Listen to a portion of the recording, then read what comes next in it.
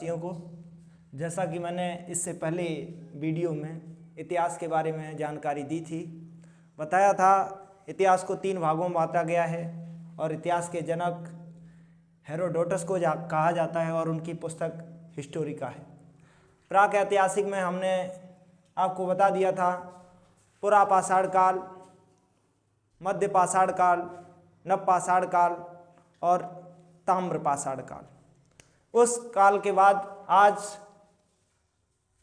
आद्य ऐतिहासिक काल में, प्राग ऐतिहासिक काल के बाद आद्य ऐतिहासिक काल में, जिसमें क्या है कि लिखित है, अपठनीय है, पढ़ा नहीं जा सका है। उसमें हम सिंधु सभ्यता, हड़प्पा सभ्यता, सिंधु सभ्यता या हड़प्पा सभ्यता का ये पूरा स्लाइड बनाया है। सिंधु सभ्यता, इस सभ्यता का नाम सिंधु सभ्यता ही क्यों पड़ा? क्योंकि यह सिंधु नदी के किनारे विकसित हुई और यह सभ्यता 2500 से 1750 BC ईसा पूर्व विकसित हुई, जिसका क्षेत्रफल 13 लाख किलोमीटर में है। कितना है? 13 लाख किलोमीटर में है। यह सभ्यता कांस्ययुगीन सभ्यता थी, क्योंकि इस समय जो धातु खोजी गई थी वो क्या थी? कांसा थी। क्या थी? कांसा थी। इसके बाद इसका नामकरण जॉन मार्शल ने किया था। खोज और नामकरण किसने किया था? जॉन मार्शल ने। खोज किसने की थी? जॉन मार्शल ने। इसके बाद खुदाई दयाराम साहनी ने 1921 ईस्वी में की थी। कब की थी? 1921 ईस्वी में की थी। सभ्यता ये देखो कैसी थी? शहरी थी, ठीक है, और शहरी या नगरी, नगर नियोजन था। ऐसा नहीं कि किसी ने घर कहीं बना लिया, किसी ने कहीं बना लिया। सब जो भी घर बन रहे थे वो क्या प्लान के साथ बन रहे थे। जैसे अभी नहीं किसी का रोड को विशेष ध्यान देते हुए ऐसे क्या नगर नियोजित नगर बनाए गए थे। सड़कें क्या थी? समकोण पर, ठीक है। कैसी थी? समकोण पर, और वो भी पूरब से पश्चिम। पूरब से पश्चिम इसका रीजन ये था, जब भी कभी सफाई की बात होती थी तो जब भी हवा को देखी, वो सबसे तेज हवा चलती है पश्चिम, जिसे हम अपने यहाँ पछयाओ भाषा कहते हैं उस हवा को। तो पूरब पश्चिम से कैसी चलती है? पूरब। इस हवा में बहुत तेजी होती है, तो ये हवा एक साथ क्या कर देती थी? पूरी सफाई कर देती थी। आकृति इसकी कैसी थी? त्रिभुजाकार थी। नालियां ढकी हुई थी।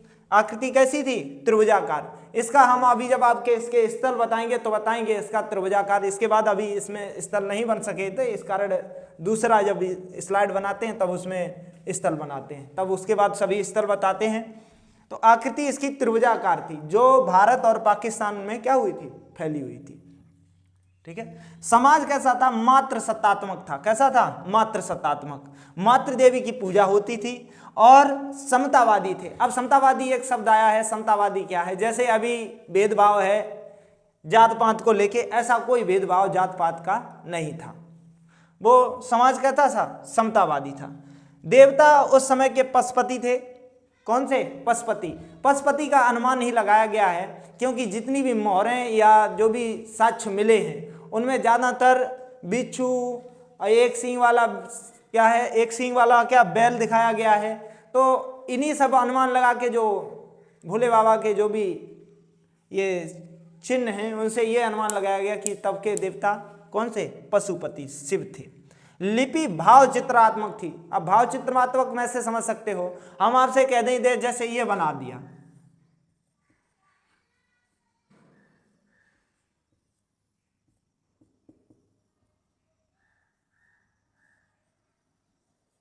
तो आप जैसे ही इस चित्र को देखेंगे एकदम समझ जाएंगे कि अरे ये कौन है, ये कोई लड़का लग रहा है। तो आपके अंदर ये भाव आ गया कि ये क्या लड़का लग रहा है। तो ऐसे ही चित्रात्मक क्या थी? लिपि कैसी थी? भाव चित्रात्मक थी।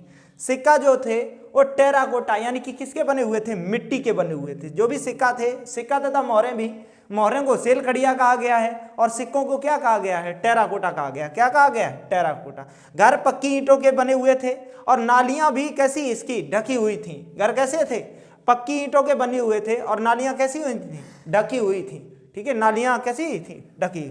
मोहरों पर एक सींग बैल का क्या मिला है? एक सींग वाले बैल का क्या मिला है? चित्र मिला है। क्या है मिला है? एक सींग बैल वाले का क्या मिला है? चित्र मिला है, ठीक है। और खासकर ये बात याद रखनी होती है सिंधु सभ्यता में कि ये बात याद रखना, गाय तथा शेर का इसमें क्या नहीं मिला है? चित्र किसी में गाय तथा शेर का चित्र नहीं मिला है। और इन मोहरों को क्या कहा गया? सेल खड़िया कहा गया। क्या कहा गया? सेल खड़िया कहा गया। ठीक है। और इनका देखो अर्थव्यवस्था क्या था? कृषि, और कृषि में भी वो भी कपास। क्या था? कपास। और व्यवसाय, देखो अर्थव्यवस्था इनकी कृषि थी, लेकिन व्यापार क्या था? व्यापार क्या था? व्यवसाय इनका क्या था? व्यापार। और वो भी व्यापार विदेशी व्यापार किसके साथ साक्ष्य मिला है?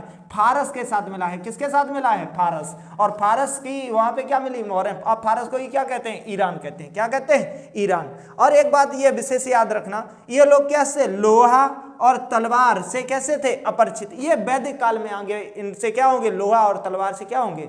परिचित होंगे। ठीक है। इसके बाद देखते हैं अब दिशा के आधार पर इसके स्थानों को। सिंधु घाटी की जो सभ्यता के जो स्थान है वो दिशा के आधार पर देखते हैं। अब दिशा के आधार, दिशा क्या हो जाती है? देखो पश्चिम में क्या है? पश्चिम में सुतकांगे डोर है और दास्क नदी के है। ठीक है। उत्तर में क्या है? उत्तर में क्या है? मांडा है। क्या है? मांडा है। और किस नदी के किनारे है? चिनाब नदी के किनारे है। इधर पूरब में देखते हैं, पूरब में आलमगीरपुर है और हिंडन नदी के किनारे है। किसके नदी किनारे है? हिंडन। दक्षिण में क्या है? दायमाबाद है और प्रवरा नदी के किनारे है। ऐसे किसी को याद नहीं हुआ होगा। ऐसे सीधा बता दिया तो याद बहुत ही मुश्किल है। देखो हम याद करने का सरल सा तरीका जो हमने सोचा है वो आपको बताते हैं। देखो क्या है कि जो पश्चिम यानी कि जो पुत्र है, यहाँ पे क्या लिख लो? पुत्र अगर कैसा है? सुत है। सुत है और दास नहीं है किसी का। क्या नहीं है? दास। जैसे आज दास घूम रहे हैं, समझते हो आज के दासों को? तो जो पुत्र है वो सुत है और किसी का दास नहीं है। तो पश्चिम पुत्र से क्या हो जाएगा? पश्चिम हो जाएगा। और स्थान क्या हो जाएगा? सुतकांगे डोर हो जाएगा। क्या हो जाएगा? सुतकांगे डोर हो जाएगा। और नदी कौन सी हो जाएगी? दास नहीं है तो नदी कौन सी हो जाएगी? दास्क नदी हो जाएगी। कौन सी नदी हो जाएगी? दास्क नदी हो जाएगी। कौन सी नदी हो जाएगी? दास्क नदी। इसके बाद देखते हैं उत्तर में। देखो क्या है? उत्तर में स्थान क्या है? उत्तर में क्या स्थान है? मांडा है। और नदी कौन सी है? चिनाब। तो यहां से देखो क्या हो जाएगा? उसका मन। ठीक है। उसका मन अच्छा चुनाव करता है। क्या करता है? चुनाव सही करता है। उसका मन क्या करता है? चुनाव। तो क्या हो जाएगा? उसका से क्या हो जाएगा? उत्तर। उत्तर में क्या हो जाएगा? मांडा। क्या हो जाएगा? मांडा। और नदी कौन सी हो जाएगी? चुनाव। उसका उत्तर क्या करता है? वो चुनाव हमेशा, या सही उत्तर का लड़का अगर सही है, पुत्र अगर सही है, उत्तर, वो उत्तर हमेशा क्या करता है? मन से चुनाव करता है। उत्तर क्या किस करता है? मन से चुनाव करता है। ये समझ लो, याद ही तो करना है, कैसे भी याद कर लो। अब देखो पूरब। पूरब में क्या हो जाएगा? पूरब में स्थान क्या है? आलमगीरपुर है। क्या है? आलमगीर। और नदी कौन सी है? हिंडन। कौन सी? हिंडन नदी। तो हिंडन नदी पूरा आलम जो भी होगा, लड़का जो भी जितना ये सब कुछ आलम चल रहा होगा, अगर जिम्मेदार लड़का है तो वो क्या हो जाएगा? पूरा आलम क्या करेगा? हैंडल करेगा। ठीक है। पूरा आलम क्या करेगा? हैंडल। तो पूरा आलम से क्या हो जाएगा? आलमगीरपुर। पूरा से क्या हो जाएगा? पूरब। और आलम क्या से क्या हो जाएगा? आलमगीरपुर। और नदी कौन सी हो जाएगी? हिंडन नदी। फिर नीचे आ जाएगा, क्या आ जाएगा? दक्षिण। और दक्षिण में क्या हो जाएगा? स्थान क्या है? दायमाबाद है। क्या है? दायमाबाद है। दायमाबाद क्या है? दायमाबाद। और दायमाबाद किस नदी के किनारे है? प्रवरा नदी के। ठीक है। तो किसी का दास नहीं और स्वयं पे प्रवरा, किसी पे दूसरे पे क्या नहीं होगा? निर्भर नहीं होगा। ऐसे ये पूरे क्या हो गए? स्थान याद होने की ये आपको तरीका बताया। अब आगे देखते हैं अगला स्थल। अब सभी स्थल देख लेते हैं। क्या देख लेते हैं? सभी स्थल देख लेते हैं। पहला देखो स्थल क्या था? पहला स्थल आ जाता है हड़प्पा। क्या आ जाता है? हड़प्पा। हड़प्पा की खोज 1921 ईस्वी में हुई थी। कब हुई थी? 1921 ईस्वी। किस नदी के किनारे? रावी नदी के किनारे। किस नदी के किनारे? रावी नदी के। और अगर देखेंगे स्थान तो मोंटगोमरी जिला जो है, अब जो पंजाब का, जो पंजाब पाकिस्तान में जो पंजाब है वहाँ पे मोंटगोमरी जिला है, वहाँ पे क्या है? हड़प्पा का स्थान। और खोज इसकी किसने की थी? दयाराम साहनी ने की थी। खोज इसकी किसने की थी? दयाराम साहनी ने की थी। अब देखते हैं प्राप्त वस्तुएं हड़प्पा से क्या क्या प्राप्त हुई हैं। तो पहला तो आ जाता है यहाँ पे क्या मिला है? स्वास्तिक चिन्ह मिला है। उसके बाद दूसरे पे क्या मिला है? श्रमिक आवास मिला है। ठीक है। कुम्हार का क्या मिला है? चाक मिला है। छोटा अन्नागार मिला है, क्योंकि अन्नागार मोहनजोदड़ो में भी मिला है, इस कारण मैंने लिख दिया है छोटा अन्नागार मिला है। ताबूत मिला है। हाथी की क्या मिली है? खोपड़ी। और RS-37 कब्रिस्तान मिला है। और लकड़ी की ओखली मिली है। क्या मिली है? लकड़ी की ओखली। अब देख लेते हैं याद करने का कैसा एकदम सरल सा तरीका हो जाएगा। देखो कैसे, देखो चिन्ह किसी को प्रदर्शित करेगा, चिन्ह कर दिया, यानी कि ये जो चिन्ह है स्वास्तिक का चिन्ह है वो श्रमिक के आवास को क्या कर देगा, तो चिन्ह स्वास्तिक चिन्ह श्रमिक आवास हो गया। अब श्रमिक होगा तो वो श्रमिक किसका होगा? कुमार है तो उसका क्या हो गया? चाक। अब अकेला श्रमिक है तो उसका छोटा सा क्या हो गया? अन्नागार हो गया। ठीक है। ताबूत, अब समझ लो इसका क्या, या तो ऐसे समझ लो किसी की मृत्यु हो जाती तो किस में? ताबूत और हाथी की खोपड़ी, RH-37 कब्रिस्तान, ये सब किससे संबंधित हैं? किससे? कब्रिस्तान से ही हैं। तो ताबूत, हाथी की खोपड़ी की भी कब्रिस्तान में ही मिलेगी। ऐसे ही ये क्या हो जाएगी? लकड़ी की भी क्या हो जाएगी? ओखली हो जाएगी। ठीक है। अब आगे देखते हैं मोहनजोदड़ो। मोहनजोदड़ो मीस होता है मृतकों का क्या होता है? टीला। क्या होता है?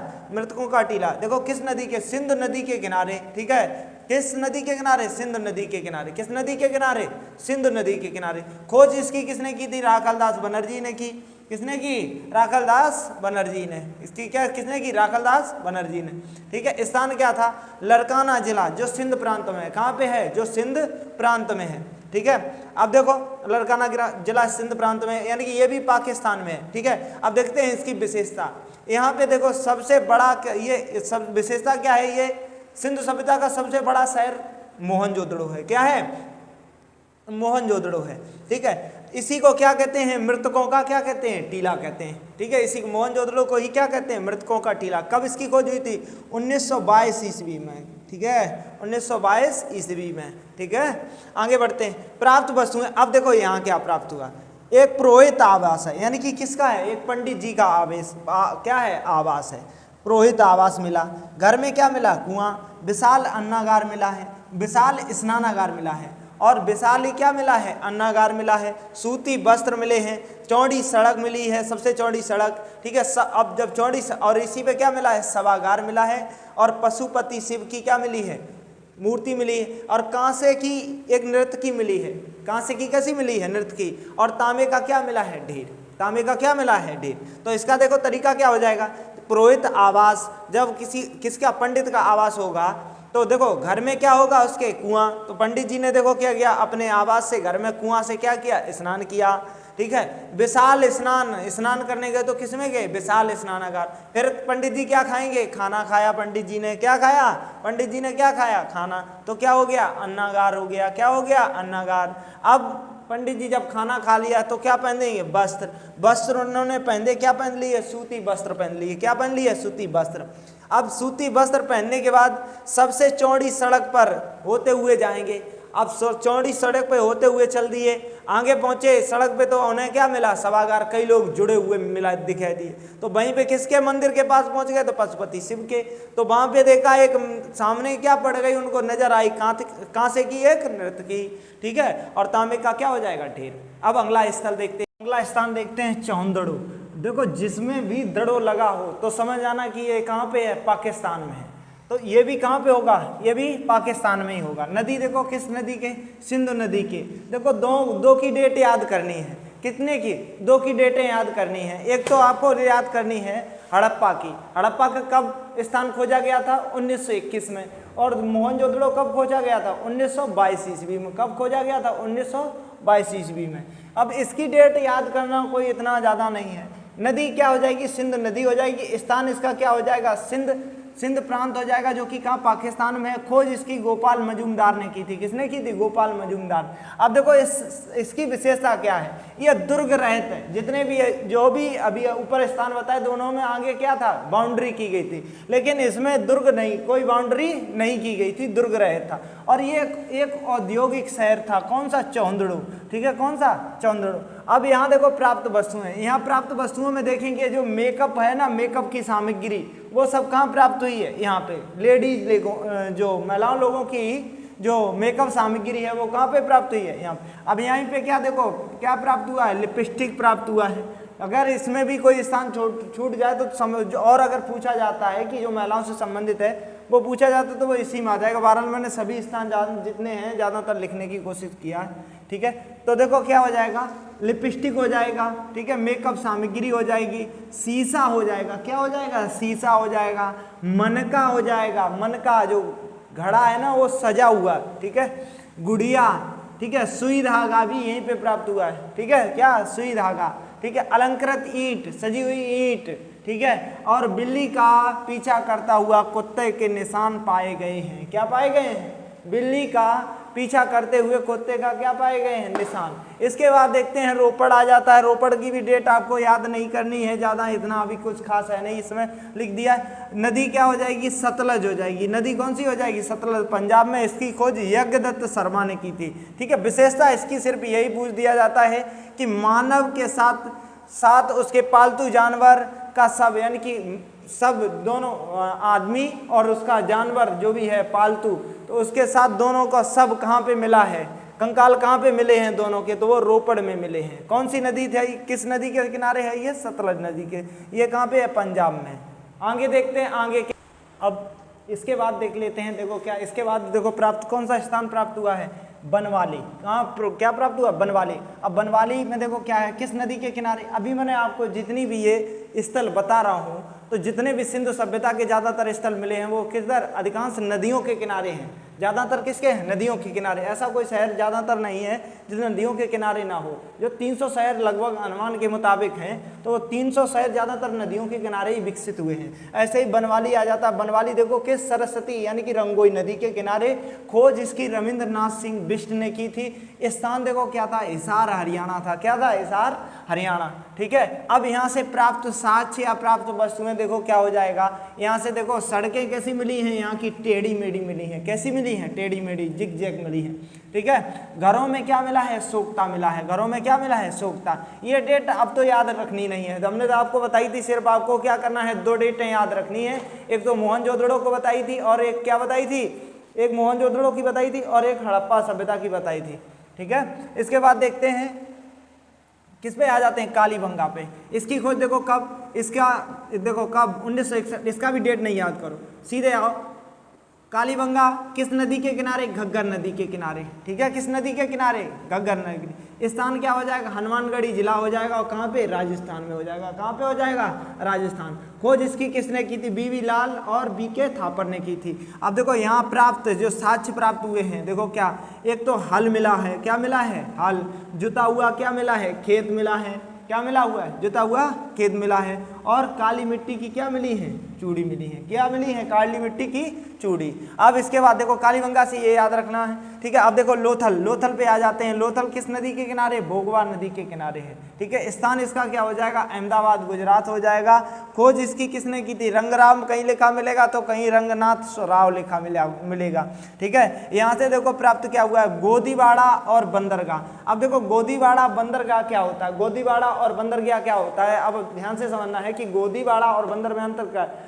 वह स्थान जहाँ जहाज बनती भी हैं, जो पानी वाली जहाज हैं बनती भी हैं और आके रुकती भी हैं, सामान को उतारती भी हैं, तो वो क्या हो जाएगा? गोदीवाड़ा। लेकिन जहाँ सामान ही उतारा जाए और सामान लादा जाए तो वो क्या हो जाएगा? बंदरगाह हो जाएगा। लेकिन गोदीवाड़ा में क्या बनेगी? जहाजें बनेगी भी, ठीक है। पानी वाली जो जहाज है वो बनेगी भी।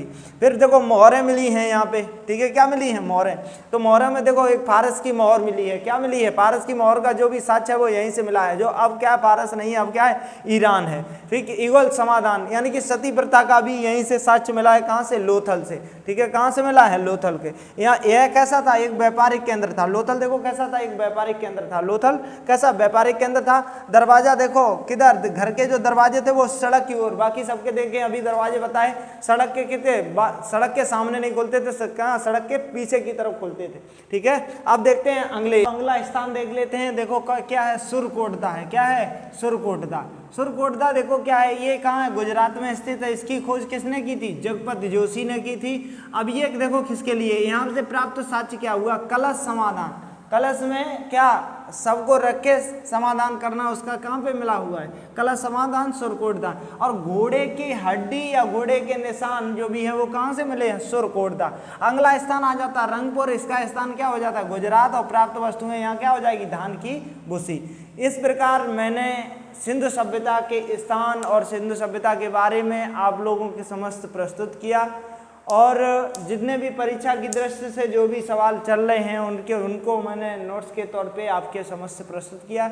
और हमारा ये प्रयास रहा है, थोड़ा क्या है कि अभी शुरुआत किया है तो उतना अभी थोड़ा राइटिंग में समझौता करना पड़ेगा। और अगर आपको जो हमारे द्वारा जो प्रस्तुत जानकारी आपको दी जा रही है, अगर आप इस जानकारी से संतुष्ट हैं तो हमारा थोड़ा सा समर्थन करें। जय हिंद सभी को।